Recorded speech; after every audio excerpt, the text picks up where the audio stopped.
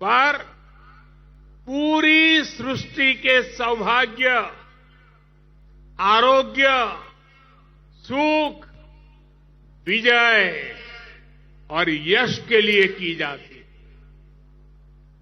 भारत का दर्शन और विचार इन्हीं मूलभूत सिद्धांतों को जीता। हम गीता का ज्ञान भी जानते हैं और आईएनएस विक्रांत और तेजस का निर्माण भी जानते हैं।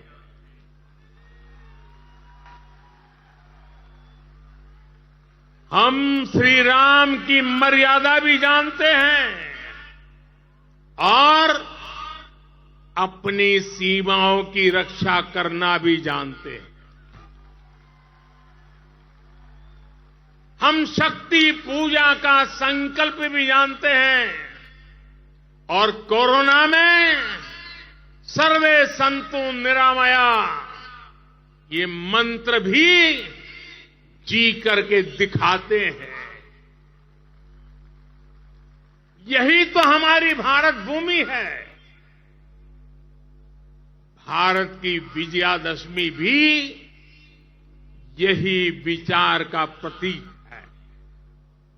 साथियों, आज हमें सौभाग्य मिला है कि हम भगवान राम का भव्यतम मंदिर बनता देख पा रहे हैं।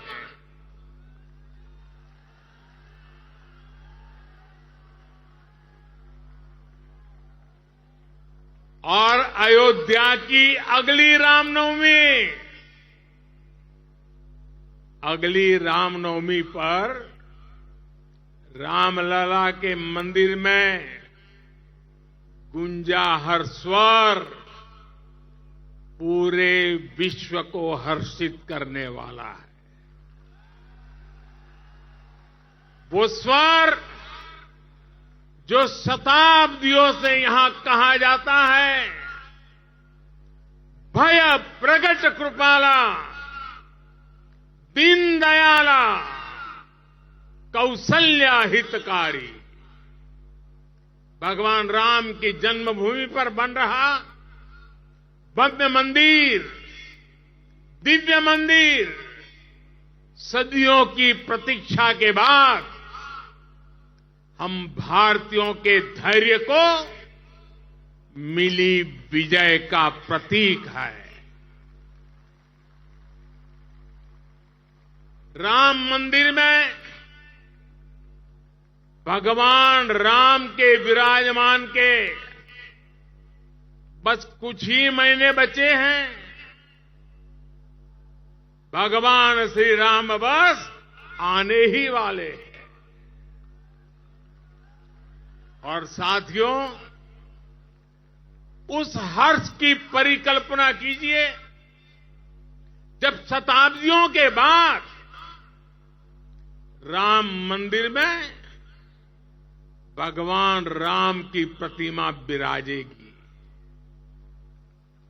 राम के आने के उत्सव की शुरुआत तो विजयादशमी से ही शुरू हो गई थी। तुलसी बाबा रामचरित मानस में लिखते हैं, सगुन हो ही सुंदर सकल मन प्रसन्न सबके, प्रभु आगमन जनाओ जनु नगर रम्य चहु फेर। यानी जब भगवान राम का आगमन होने ही वाला था तो पूरी अयोध्या में शुगुन होने वाला था। तब सभी का मन प्रसन्न होने लगा, पूरा नगर रमणीक बन गया। ऐसे ही शगुन आज हो रहे हैं। आज भारत चंद्रमा पर विजयी हुआ है। हम दुनिया की तीसरे सबसे बड़ी अर्थव्यवस्था बनने जा रहे हैं।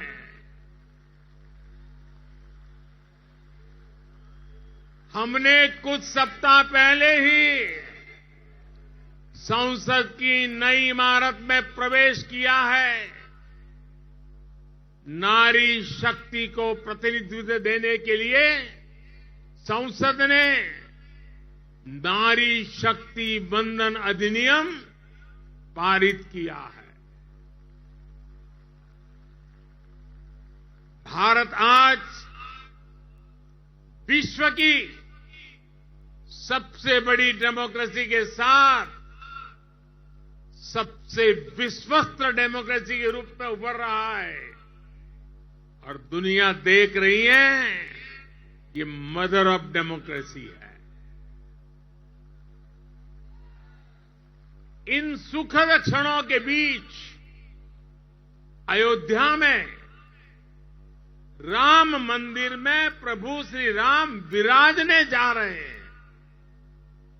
एक तरह से आजादी के 75 साल बाद अब भारत के भाग्य का उदय होने जा रहा है।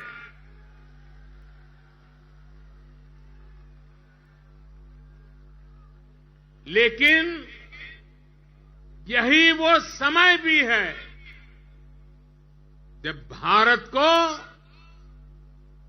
पहले से बहुत सतर्क रहना जरूरी है।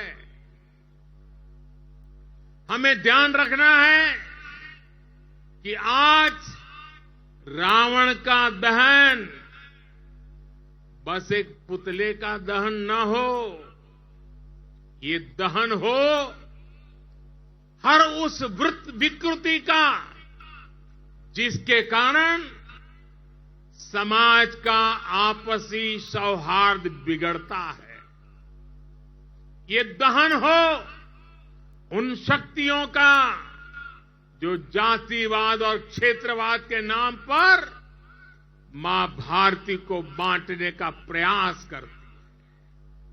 ये दहन हो उन विचार का जिसमें भारत का विकास नहीं स्वार्थ की सिद्धि निहित है।